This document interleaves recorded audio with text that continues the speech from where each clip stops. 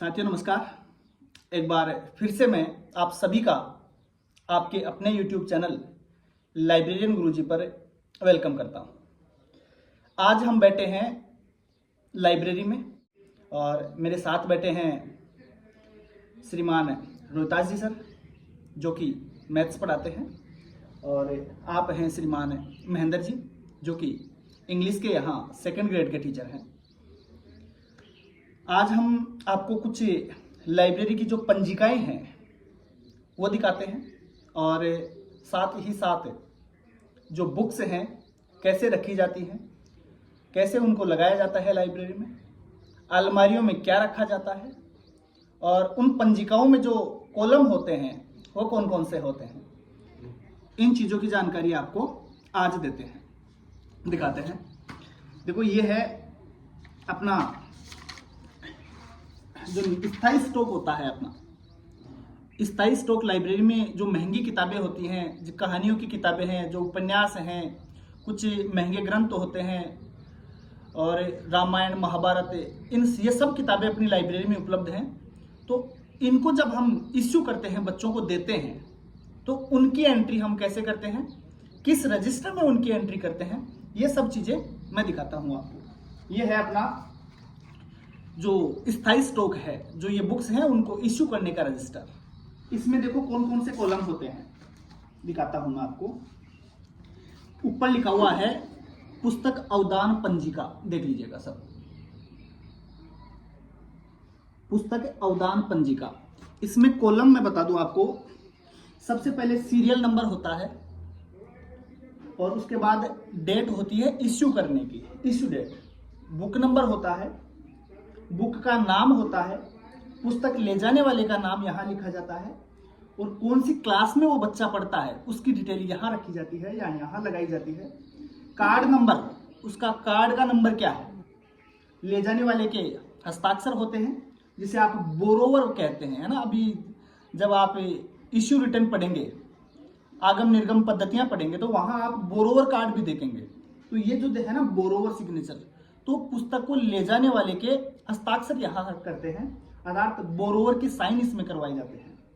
नियत तिथि कौन सी है, लौटाने की तिथि कौन सी है, उसने कौन सी तिथि के लिए कहा था कि मैं इतनी तारीख को लौटा दूंगा पुस्तक, और बाद में लौटाता कब है उसकी डेट यहाँ लगाई जाएगी। दंड, अगर हमने कोई दिया है, पुस्तक लेट उसने जमा करवाई है, तो उसका भी हमने फाइन वगैरह क्या लगाया वो यहाँ डाल दिया जाता है। उसके बाद पुस्तक वापसी पर प्रभारी के हस्ताक्षर, अर्थात लाइब्रेरियन के सिग्नेचर यहाँ होंगे। और अगर कोई रिमार्क है, कुछ स्पेशल और भी कुछ यहाँ एंट्री करनी है, उसने किताब को फाड़ दिया या फिर कोई छठी किताब को पहुँचाई है, तो उसकी डिटेल यहाँ हम लिख देते हैं। तो ये कार्य है स्थायी स्टॉक से संबंधित रजिस्टर का। और दूसरा रजिस्टर मैं दिखाता हूँ आपको, जो एक्सेशन रजिस्टर है।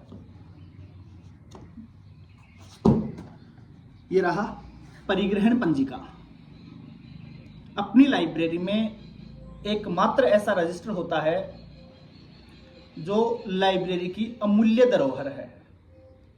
ये कभी हम इसे नष्ट नहीं कर सकते, या ये कभी इसका अंत नहीं होता, हम इसे फेंक नहीं सकते। और एक बार अगर किसी किताब की एंट्री हमने इसमें कर दी, एक बार अगर किसी बुक को नंबर हमने दे दिया, तो वो नंबर हम किसी अन्य बुक को कभी भी नहीं दे सकते। वो किताब लाइब्रेरी में भले ही फट जाए बाद में और उसे विड्रॉ कर दिया जाए, लेकिन उस किताब का नंबर कभी किसी दूसरी बुक को नहीं दिया जाता है। इसमें कौन कौन से कॉलम होते हैं देखिएगा। सबसे पहले डेट होती है, मैं दिखा दूं एक बार थोड़ा पास में से, देख लीजिएगा। ये एंट्रीज करी जाती हैं इनमें। सबसे पहले डेट होती है, फिर एक्सेशन नंबर जो पुस्तक को दिया जाता है, और एक पुस्तक को एक ही नंबर हम दे सकते हैं, वही है एक्सेशन नंबर। बुक का नाम, लेखक का नाम, किसकी है पुस्तक, प्रकाशन वर्ष, पृष्ठ संख्या, पेज कितने हैं इसमें, और वॉल्यूम, खंड, कितने वॉल्यूम में बुक है, विषय किसकी है, प्रकाशक पब्लिशर कौन है इसका, और सोर्स क्या है, प्राप्ति स्थान, कहां से अपने को ये बुक प्राप्त हुई है, बिल नंबर, मूल्य, सीरियल नंबर, और विड्रॉ अगर हुई है तो वो लगाएंगे। और बाद में रिमार्क लगा देते हैं हम, कोई विशेष विवरण अगर उसके संबंध में है तो हम लगाएंगे। जैसे मेरी लाइब्रेरी है तो इसमें मैं बता सकता हूँ कि टोटल बुक कितनी है, क्योंकि इसमें लास्ट में हम एंट्री देख लेंगे। तो लास्ट में एंट्री है 2373 किताबें अपनी लाइब्रेरी में स्थायी स्टॉक के रूप में है।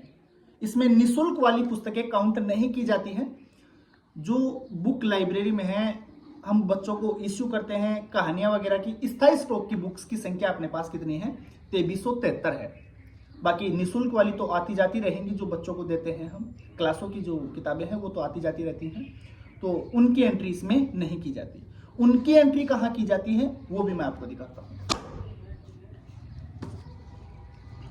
उनकी एंट्री की जाएगी इस रजिस्टर में। निःशुल्क पाठ्य पुस्तक वितरण का एक रजिस्टर होता है, पंजिका होती है, उसकी एंट्री यहां होगी क्लास वाइज। ये एंट्री इसमें होती है। देखो क्रम संख्या देख लीजिए आप, ये एंट्री होती है क्लास वाइज। एक एक क्लास का अलग अलग बनाते हैं हम। क्रम संख्या, दिनांक, विद्यार्थी का नाम और उनके पिता का नाम, वर्ग, और उसके बाद पुस्तकों के नाम हम लिखते हैं, कौन कौन सी किताबें इनकी चलती हैं, और उसके बाद गुड के चिन्ह लगा देते हैं जो किताब हम दे देते हैं। या फिर आजकल मैं ऐसे करने लग गया कि कुछ किताबें नहीं देनी होती हैं, कुछ पुरानी देनी होती हैं, तो मैं यहाँ गुड की जगह, अभी ये तो पहले का है, मेरे आने के बाद मैंने इसमें थोड़ा सा चेंज कर दिया और गुड के स्थान पर मैं एन और ओ लगा देता हूँ। अगर किसी बच्चे को नई किताब दी है तो मैं वहाँ न्यू लगा देता हूँ, एन लिख देता हूँ, गुड नहीं लगाता। और पुरानी दी है तो मैं ओल्ड लिख देता हूँ, अर्थात ओ लगा देता हूँ, ताकि मुझे वापस जब मैं किताब ले उनसे तो मुझे पता रहे कि बच्चा नई किताब दे रहा है या कोई पुरानी लाके दे देता है, उस चीज़ का भी पता चल जाता है। और लास्ट में उनके साइन यहाँ करवा लिए जाते हैं, क्योंकि बाद में जैसे 12th वाले बच्चे हैं टीसी के लिए आते हैं तो पहले उन्हें नो ड्यूज की ज़रूरत होती है।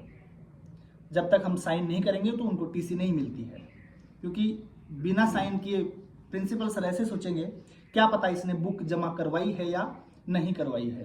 कुछ बच्चे बिना बुक जमा करवाए भी अपनी टीसी ले जाते हैं, इसलिए नो ड्यूज की जरूरत पड़ती है। देखिएगा, एक हमने अलग से रजिस्टर बना रखा है स्पेशल बुक इश्यू नाम से।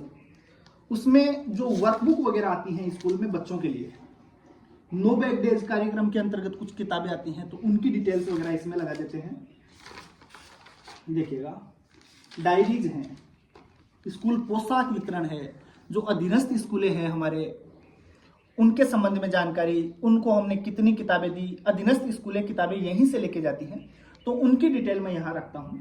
जैसे स्कूल पोशाक का वितरण है तो वो भी मैंने इसमें लगा दिया, कौन सी स्कूल को कितनी ड्रेसेज मैंने दी हैं या कितनी पोशाक यहाँ वितरण करी गई है, तो उनकी डिटेल भी मैं लिख लेता हूँ। क्योंकि लाइब्रेरी में कार्य ज़्यादा होता नहीं है तो ये भी मैं अपने पास ही रखता हूँ रजिस्टर।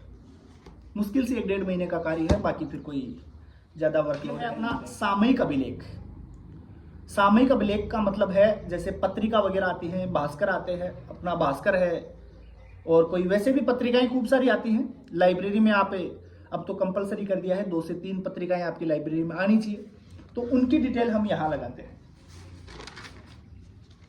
सामयिक अभिलेख पंजिका इस नाम से एक रजिस्टर आता है और ये इसमें डिटेल रहती है।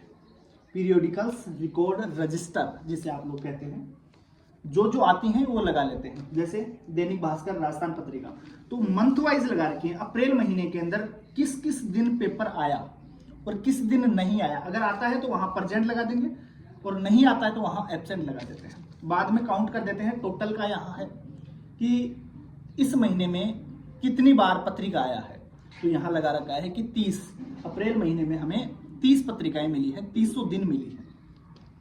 और विक्रेता कौन है, तो ये देखिए कैलाश चंद्र सेन, यहाँ से हमारी जो भास्कर पत्रिका वगैरह एजेंसी का नाम है वो आता है। बीजक संख्या एवं दिनांक, बिल नंबर और डेट इंग्लिश में कहें तो 159 नंबर है, ये नंबर वगैरह यहाँ लगा देते हैं। उसके बाद कितनी प्राइस है तो ये प्राइस लिख देते हैं और लास्ट में लाइब्रेरियन के यहाँ सिग्नेचर होते हैं। तो ये डिटेल रहती है सामयिक पंजिका अभिलेख के अंदर। और उसके अलावा अलग अलग रजिस्टर मैंने डाल रखे हैं। जैसे 1 से 5 तक का मैंने अलग रजिस्टर बना रखा है, 6 से 12 का अलग रजिस्टर बना रखा है। तो ऐसे निःशुल्क पाठ्य पुस्तक के मैंने 2 रजिस्टर डाल रखे हैं। वो कोई ज़रूरी नहीं है आप 2 डालें, 1 रजिस्टर से भी अपना काम चला सकते हैं। मेरे साथ में महेंद्र जी बैठे हैं, तो मैं एक बार आपको लाइब्रेरी दिखा दूं मेरी, और उसके बाद महेंद्र जी से बातें करते हैं, ठीक है। देखिएगा, मैं आपको लाइब्रेरी दिखाता हूं। सबसे पहले तो ये मेरी सीट है, ये वाली सीट है। यहाँ बैठ के मैं लाइब्रेरी का कार्य देखता हूँ, और वैसे कोई स्पेशल ज़्यादा यहाँ रहता नहीं है। ये डायरीज मैंने लगा रखी हैं, इधर बुक्स लगा रखी हैं क्लास वाइज, उधर 10th क्लास की हैं, इधर 9th क्लास की बुक्स हैं, और ये है क्लास वाइज। ये इधर 8वीं क्लास की किताबें हैं, 7वीं क्लास की हैं, 6वीं क्लास की किताबें हैं। यहाँ मैंने 10वीं क्लास की लगा रखी हैं, 9वीं क्लास की किताबें यहाँ लगा रखी हैं, और जो पुरानी किताबें हैं, पुराना स्टॉक है, वो यहाँ लगा रखा है। एक अलमारी में 1 क्लास की किताब है, 12, 11, 10, 9, 8, 7 ऐसे करके किताबें लगा रखी हैं। ये नए सेशन की किताब, जो डायरियाँ हैं विद्यार्थियों के लिए, वो आ चुकी हैं, इसलिए ये अधीनस्थ स्कूलों में जाएंगी, इसलिए इनको कहीं लगाया नहीं है। और यहाँ जो महंगी किताबें हैं, अपनी स्थायी स्टॉक है, वो है अलमारियों में लगा रखा है। और ये है हमारे बाबूजी। क्या काम बताओ? जो कि सारे दिन बिजी रहते हैं फोन पर। बाबूजी मतलब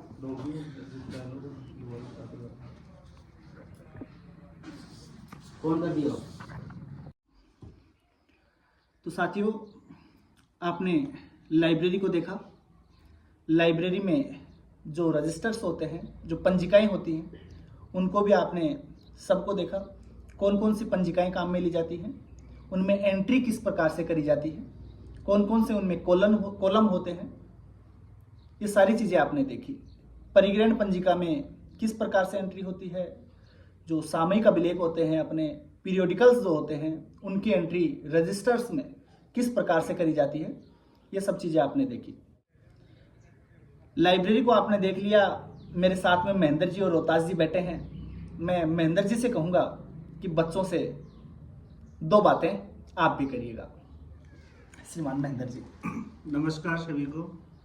सबसे पहले तो आप सभी को होली और धुलंडी की मेरी तरफ से हार्दिक शुभकामनाएं। आप सभी जानते हैं कि ये जो त्यौहार होता है, ये काफ़ी हमारे देश के अंदर धूमधाम से मनाया जाता है, और एक कलरफुल फेस्टिवल के रूप में हम इसको सेलिब्रेट करते हैं। तो आप भी अगर अपने जीवन के अंदर अगर अपनी दुनिया को रंगीन बनाना चाहते हैं, आशा करता हूं कि आप सभी लाइब्रेरियन के स्टूडेंट हैं, और मुझे पूर्ण विश्वास है कि आप अपनी तैयारी को काफ़ी सुचारू रूप से आगे बढ़ा रहे हैं। अब ये सफलता प्राप्त करने के लिए मैं आपको सिर्फ मोटी मोटी 3-4 बातें बताना चाहता हूं कि अपन को जल्दी से जल्दी सफलता कैसे प्राप्त हो। तो उसके लिए अपन को जीवन में 3-4 वर्ड कहूँगा, 4 वर्ड आप अपने जीवन में उतार लेंगे तो निश्चित रूप से आपको सफलता प्राप्त होगी।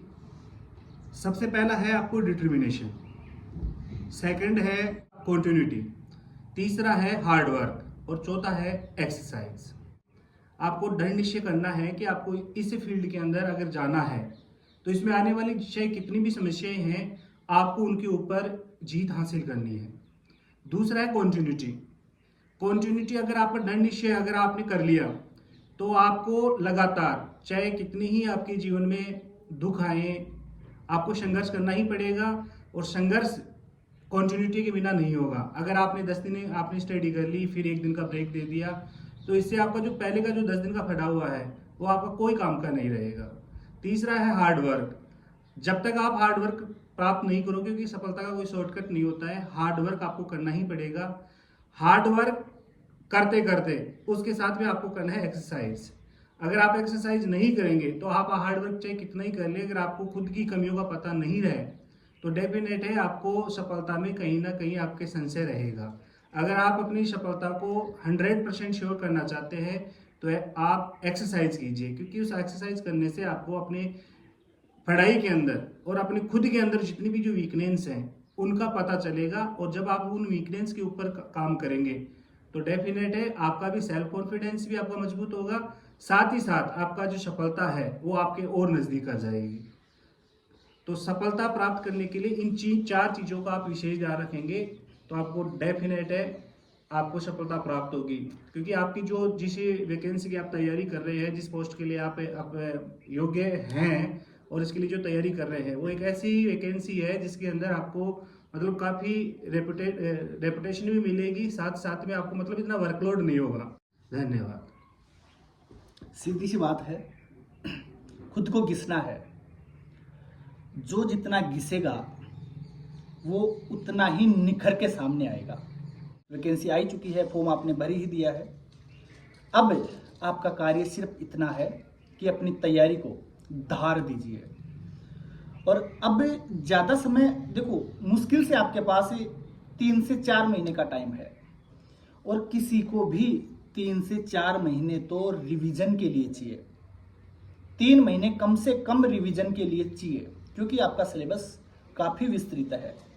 कंप्लीट जीके आपको पढ़ना है, लाइब्रेरी साइंस की जो प्रैक्टिकल यूनिट है वो आपको दे रखी हैं, उनको भी समझना पड़ेगा। साइको आपकी डाल रखी है, लगभग कंप्लीटली साइको भी दे रखी है। और जीके का पोर्शन भी आपको पूरा ही दे दिया। वैसे राजस्थान जीके दे दिया, इंडिया जीके भी दे रखा है, वर्ल्ड का भी दे रखा है, करंट भी आपके डाल दिया, लाइब्रेरी साइंस का एक अलग से पेपर है ही। तो सिलेबस छोटा सा नहीं है। अगर आप ईमानदारी के साथ उस सिलेबस का रिवीजन भी करते हो तो कम से कम 3 महीने तो चाहिए। 3 महीने अब आपके पास मुश्किल से टाइम 3 से 4 महीने है, और अब भी आप बेखौफ घूम रहे हैं। मन करता है क्लासें ले लेते हैं, मन करता है आराम से, तो अब ये नहीं चलेगा। अगर सिलेक्शन लेना है ईमानदारी के साथ, अगर वास्तव में सिलेक्शन लेना है तो अब मेहनत करनी पड़ेगी। 10 से 12 घंटे रेगुलर देना ही आपको पड़ेगा। और फिर भी आप नहीं देते हो तो भगवान भी तुम्हारे आगे हाथ जोड़ लेगा, बोले मैं तुम्हारा कुछ नहीं कर सकता। भगवान भी आपके सामने बेबस है, तो मैं तो हूँ ही क्या फिर। मैं सिर्फ इतना कर सकता हूँ, मैं अपनी ईमानदारी के साथ, मेरी पूरी मेहनत के साथ मैं आपके साथ जुड़ा हुआ हूँ। अब अगर आप लोग मेहनत करेंगे तो निश्चित रूप से सफलता आपके कदम चूमेगी। उम्मीद करता हूँ आप लोग अब तैयारी में जुट जाएंगे। 4 महीने हैं आपके पास, कम से कम 4 महीने तो मान के चलिए आप। अभी एग्जाम की डेट नहीं है, मैं 4 महीने मान के चलता हूँ। अब भी आप अगर ईमानदारी के साथ पढ़ते हैं, मेहनत करते हैं, तन और मन से अगर जुट जाते हैं तो सिलेक्शन आपका कोई नहीं रोक पाएगा। Thank you.